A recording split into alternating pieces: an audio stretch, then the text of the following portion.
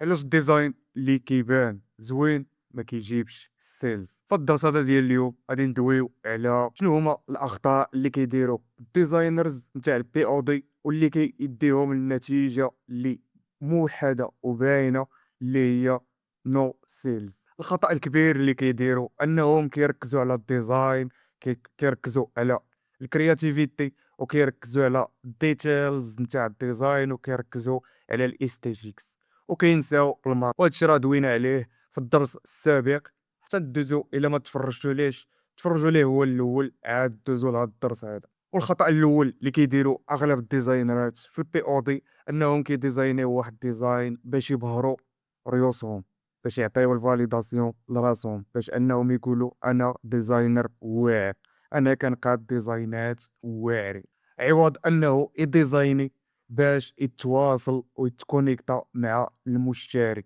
مع البايرز. وهذا هو الخطأ اللي اغلب الناس كيديروه واللي كيدي النتيجة حتمية هي زيرو سيلز. والارت فيرست مايند سيت كيقتل السيلز.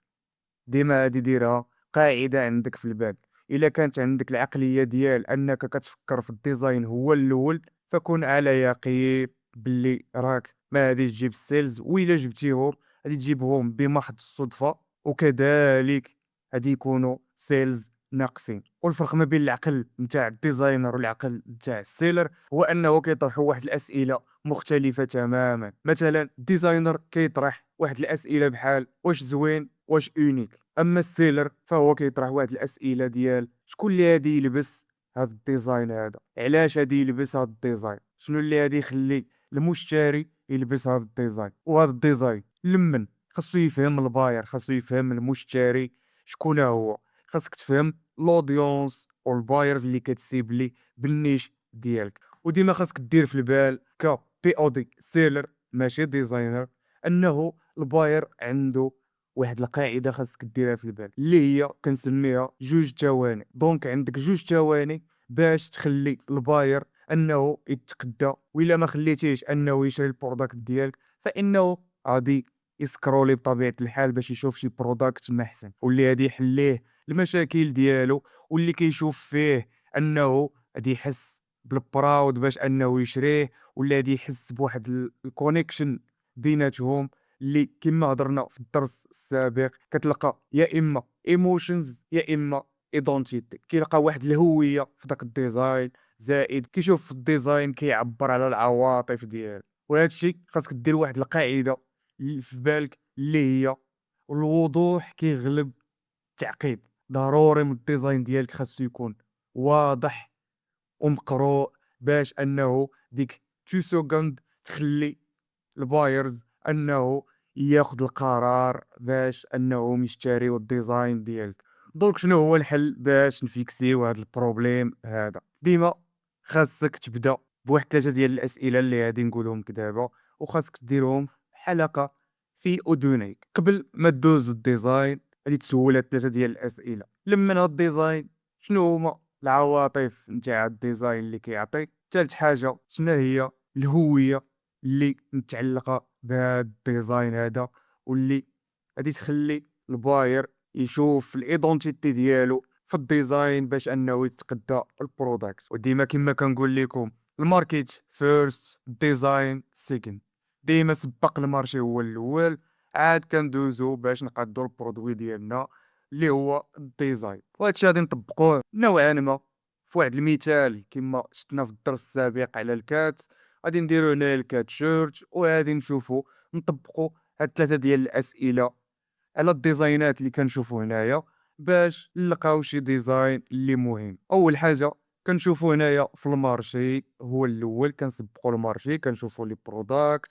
كاين بزاف ديال لي باج اللي نقدروا ندوزو واللي متعلقين بالكات. وكما قلت لكم انه هذا الكونسيبت نتاع 30 يوم في رمضان، كل نهار فيديو، كل نهار واحد المعلومه مفيده. وهاد الايام الاولى غادي ناخذوها نوعا ما شويه نظري، فيهم معلومات اللي خاصكم ديروا في البال او معلومات اللي خاصكم تغيروا. دونك غادي نمشيو ايطاب بار ايطاب في الكونسيبت هذا حتى نوصلوا ليطاب نتاع انه فهمنا شنو هو البي او دي بيزنس، فهمنا شنو خاصنا نعرفو، وفهمنا علاش داير الفيلم. ومن هاد المعلومات نصلحوا الاغلاط ديالنا باش ديما نزيدوا للقدام. دونك كما قلت لكم غادي نشوفوا هنايا، كنلقاو هنايا في المارشي كاين بزاف ثلاثه الاسئله كما قلنا اللي غادي يفيكسيو لينا البروبليم اللي كنطيحوا فيه. اول حاجه لمن هاد الديزاينات غادي نجاوبوا عليه، خاصنا نتعرفوا على الباير ديالنا، حيت الا ما عرفناش شكون هو المشتري، شكون هو اللي عنده علاقه بهذا النيش هذا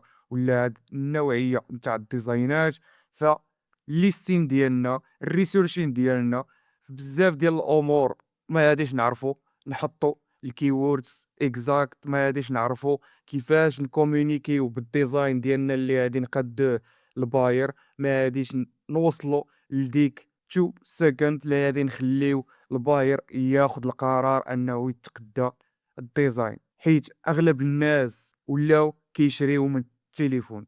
الا دخلتي لامازون.com في التليفون غادي تحس باللي بحال كتسكرولي في التليفون ديالك عادي من ريل لريل، ولكن في هاد الحالة هادي تسكرولي من برودوي لبرودوي.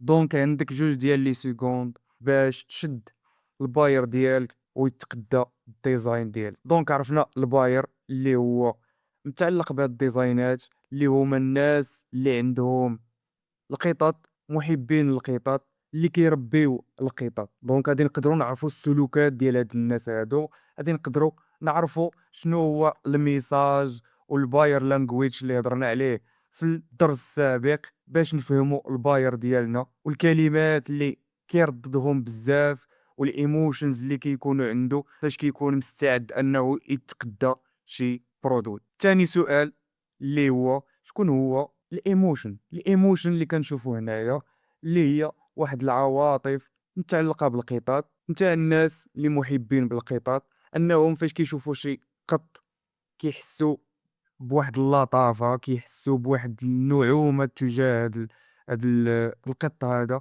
كيحسوا بواحد الاحساس انهم متعلقين بهذا القط هذا.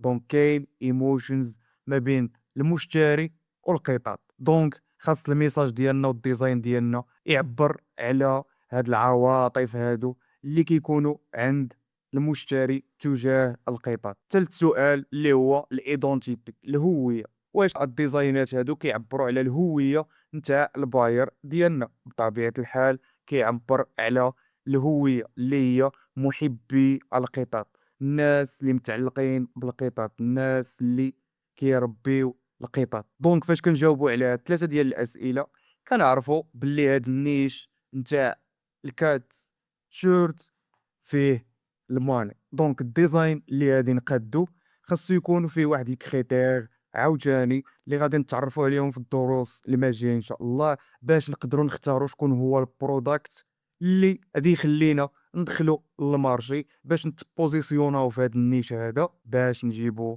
المبيعات. ومن بين هاد لي كريتير هادو اول حاجه الريزولت نتاع الكومبيتيسيون، واش النيش هذا والديزاينات اللي كاينين في هاد النيش والبروداكتس اللي كاينين في هاد النيش عليهم الطلب. وباش نعرفوا واش عليهم الطلب كنشوفوا الرانكس ديالو البي سي ار، واش قل من مليون الا كان ايفرغرين، وإلا كان ايفنت خاصو يكون قل من 500 ألف. والأغلبية نتاع الديزاينات والبرودكتس اللي كاينين في الباج خاصهم يكونوا جايبين مبيعات. وهذا الشيء غادي نتعرفوا عليه بالتطبيق في الدروس الماجية إن شاء الله. دونك خاصك دير سبسكرايب باش تبقى ديما على القرص، باش تفرج كل نهار فيديو وتستافد كل نهار معلومات حول البي او دي، باش تبان ليك الصورة واضحة والجورني ديالك ما تكونش كومبليكي بزاف، وتعرف منين تبدا وفين تسال. الفورمولا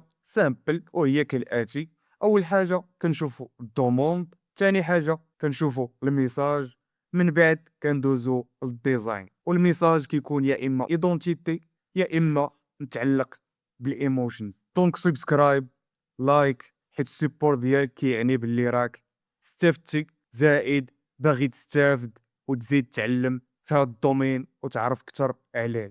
وإلا كنتي مستعد انك تبدا الجورني ديالك سامبل وتعرف الامور اكزاكت وباغي تفكر از سيلر، ما عليك غير تدخل اللينك اللي غادي نبارطاجي معاك في البايو اللي غادي يوصلك لسكول ممتاز كوميونيتي كنبارطاجيو فيها النيشيت اللي مطلوبة في المارشي، زائد وأهم حاجة أنه الكومبيتيسيون تاعها هابطة. تاني حاجة واحد التدريب باش تولي سيلر في البي او دي، عوض انك تبقى غير ديزاينر عادي. وهذا الشيء كاين ماستر كلاسز في الديزاينين، ماستر كلاسز في البي او دي، وماستر كلاس في الادز، زائد ميتينز كل سيمانه في البي او دي وفي الديزاين اللي كيسرعوا الوتيره ديالك، وكنجاوبوا على الاسئله ديالك في البلاصه وفي الحين، وكتلقى الحل للمشكل ديالك وكتزيد للقدام. وإلا عندك شي اسئله حول الموضوع تقدر تتواصل معايا عبر الخاص